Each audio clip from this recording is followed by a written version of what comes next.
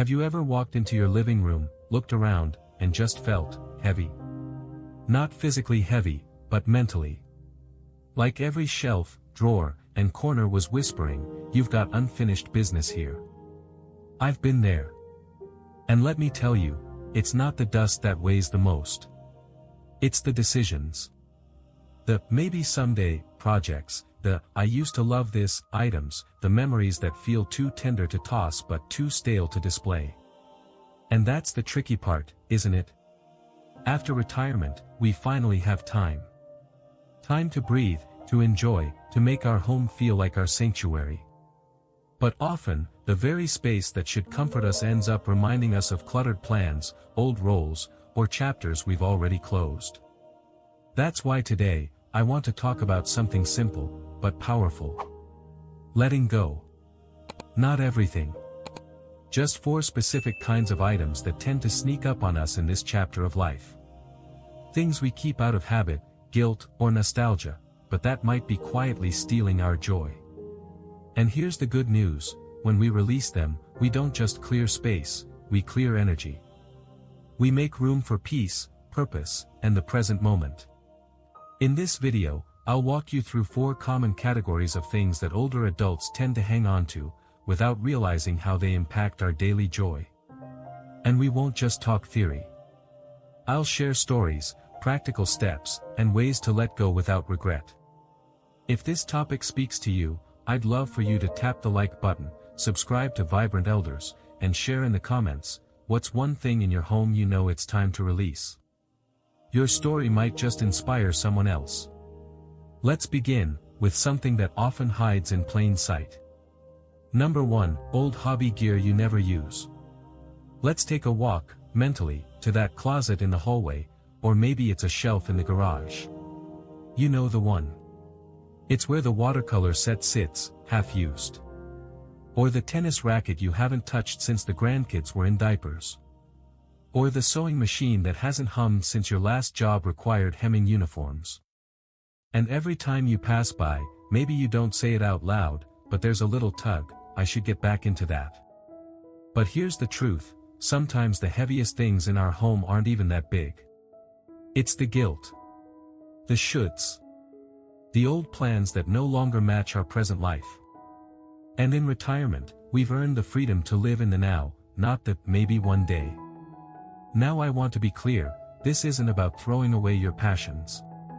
If you still love painting, quilting, fixing up old radios, please, don't stop.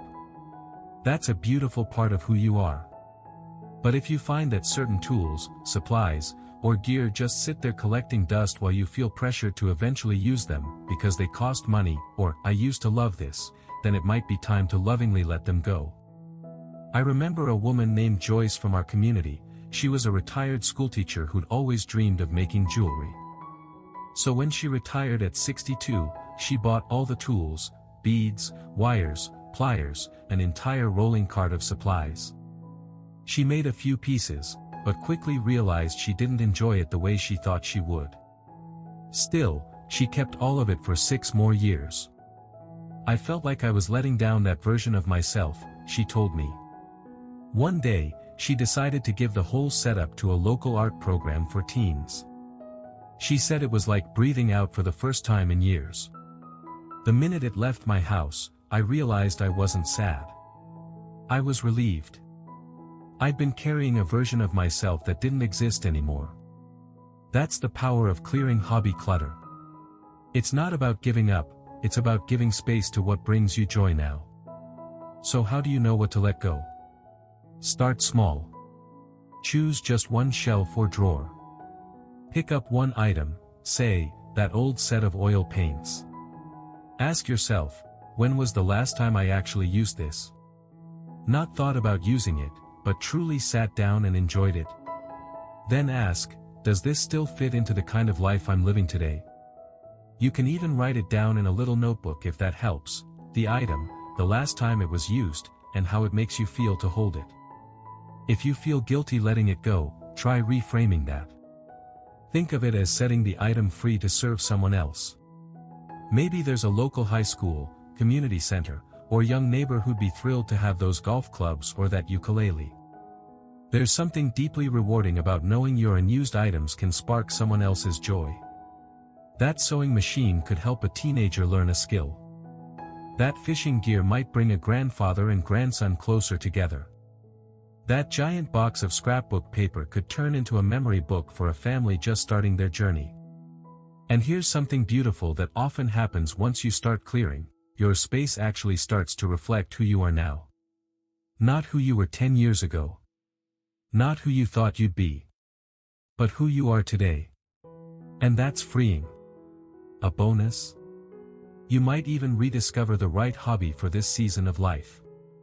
With that dusty shelf cleared, you might finally set up a comfy reading nook. Or a quiet space for journaling. Or a little indoor herb garden near the window. Your home is a living reflection of your energy. When you let go of old gear that no longer lights you up, you invite in peace, clarity, and even new joy. So today, just pick one thing.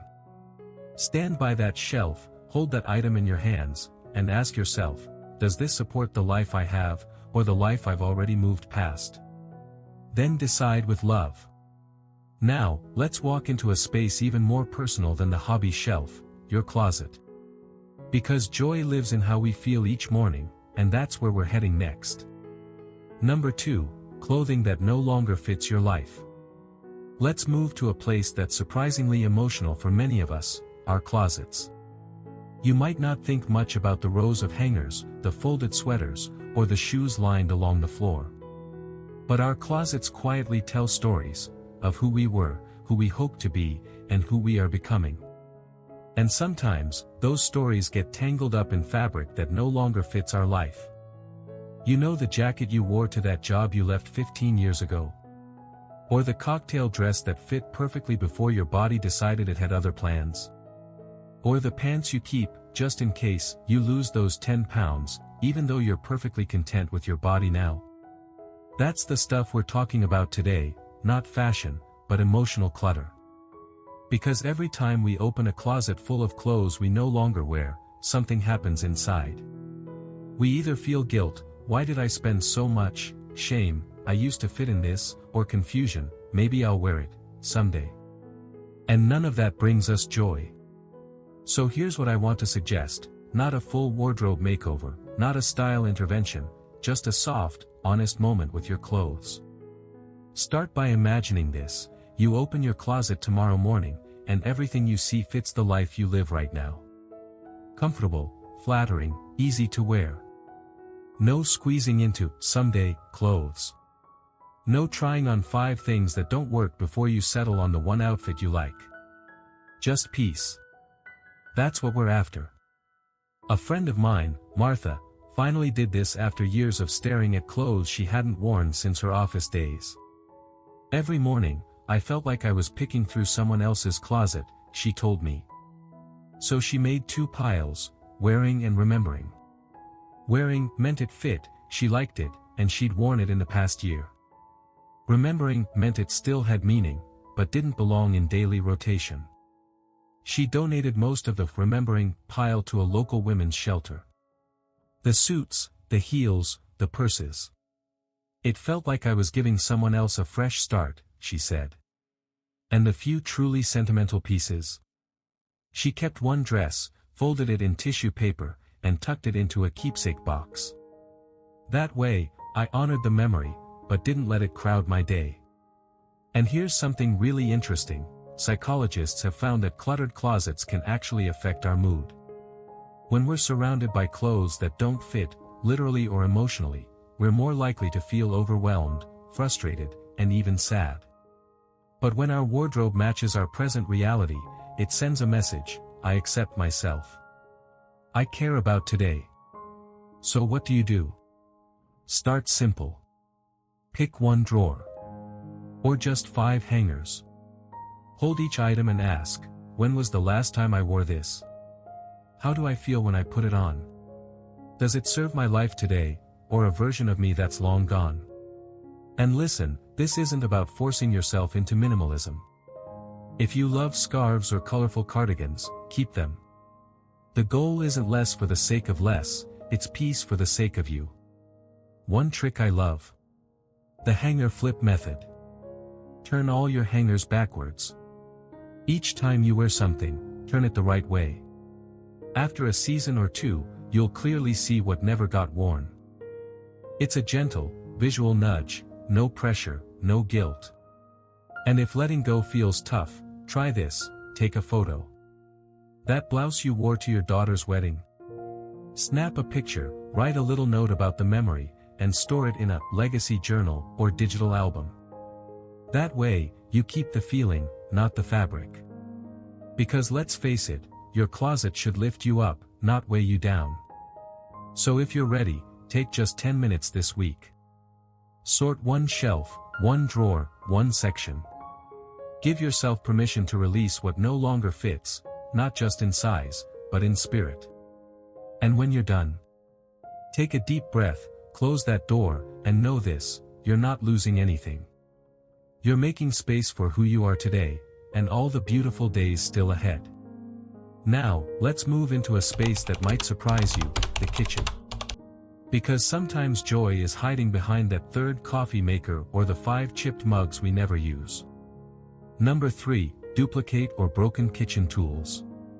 You ever open a kitchen drawer and wonder why there are 3 can openers in there, none of which actually work the way they should?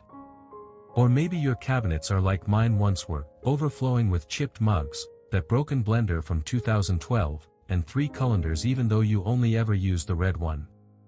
It's funny how our kitchens quietly collect more than just dust. They gather pieces of our habits, old routines, and a whole lot of just-in-case thinking. This is where the third joy stealer likes to hide, right in plain sight, among our duplicate or broken kitchen tools. When I first retired, I thought I'd suddenly become a home chef. I kept every gadget I'd ever owned, just in case I get back into baking or in case the kids come over for waffles. Except the kids never wanted waffles, and that old iron. It hadn't worked properly since Clinton was president. Still, there it sat, taking up space, reminding me of breakfasts we didn't eat and chores I no longer needed to do. What I've come to realize is this: every broken appliance, every rusted pot, every duplicate ladle, they don't just take up room on the shelves. They take up mental space, too. They whisper little distractions throughout the day. When you go to grab your favorite skillet but have to dig past the 2 you never use, your brain registers that clutter. You may not notice it, but it adds to that low-grade sense of overwhelm that many of us carry around without even realizing it. Psychologists actually have a name for this. It's called decision fatigue. The more little choices we're forced to make, like which coffee mug to use or which knife is sharpest, the more our brain tires, leaving less energy for the things that truly matter, like connecting with others or simply enjoying a peaceful moment with your tea. So how do you tackle it without feeling overwhelmed? Start with one drawer. Not the whole kitchen. 1. Open it, take a breath, and really look at what's inside. Do you see something broken that you've been meaning to toss but just haven't? Do it now. That's one little win. Then pick something you have more than one of. Maybe it's measuring cups. Maybe it's spatulas. Ask yourself, when's the last time I actually used this? Not just moved it around to get to what I really wanted, but used it. If the answer is, I can't remember, then maybe it's time to pass it on. A friend of mine, Gloria, did this with her kitchen tools last spring.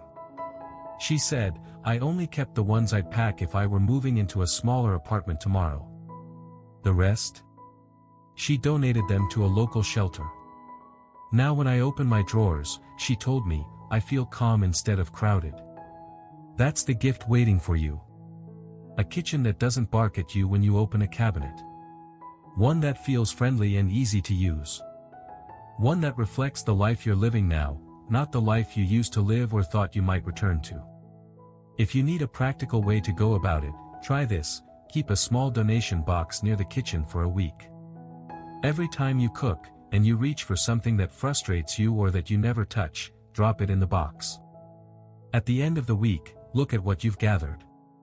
Chances are, you won't miss a single item.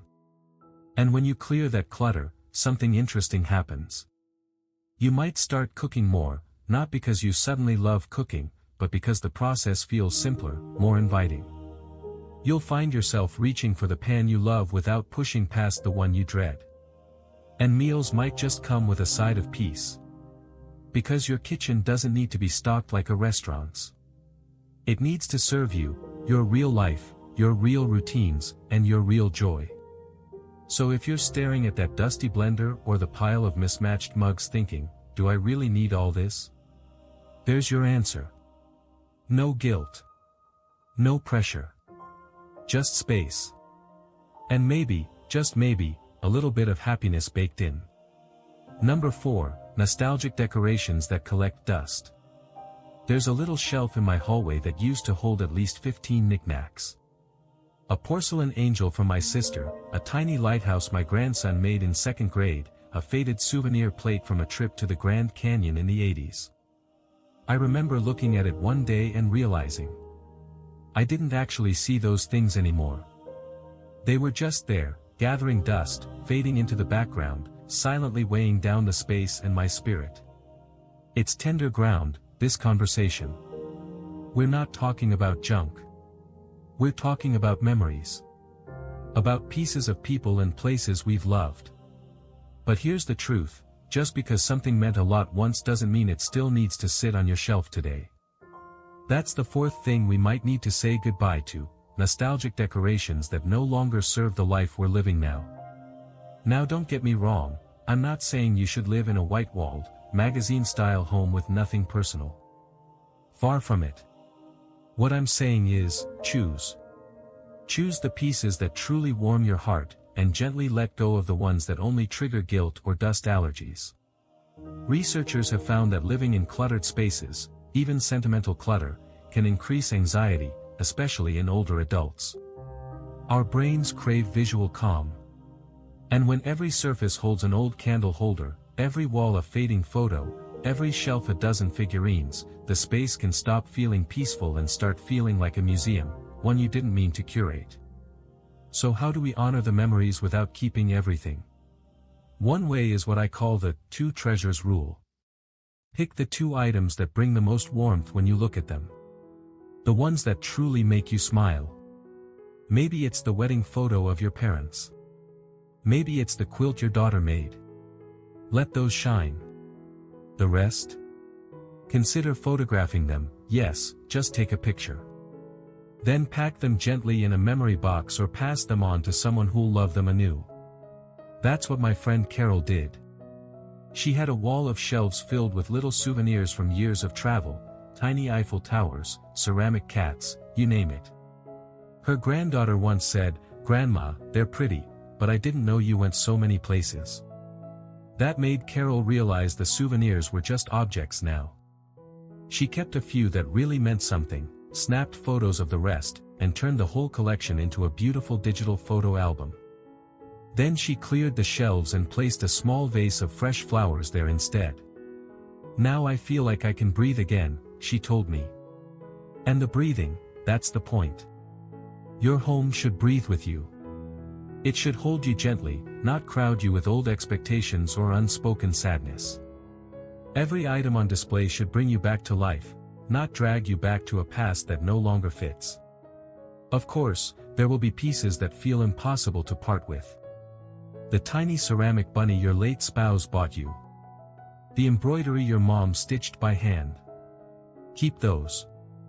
But even then, ask yourself, do they deserve to live out in the open, or would they be safer and more sacred in a special keepsake box, one you can open when you want to, not because it's always staring at you from across the room?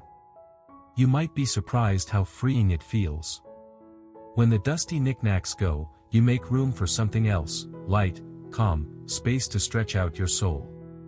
And perhaps even a clearer view of the life you're still building, the stories you're still living. Because your home should reflect the now. Not a shrine to everything that once was, but a warm, living place that welcomes who you are today. So, if your mantle feels more like a memory shelf than a joy shelf, maybe this is the moment to refresh it. Keep what sings to your heart. Thank the rest for their service. Then dust off the space, and yourself, for whatever new joy is ready to arrive.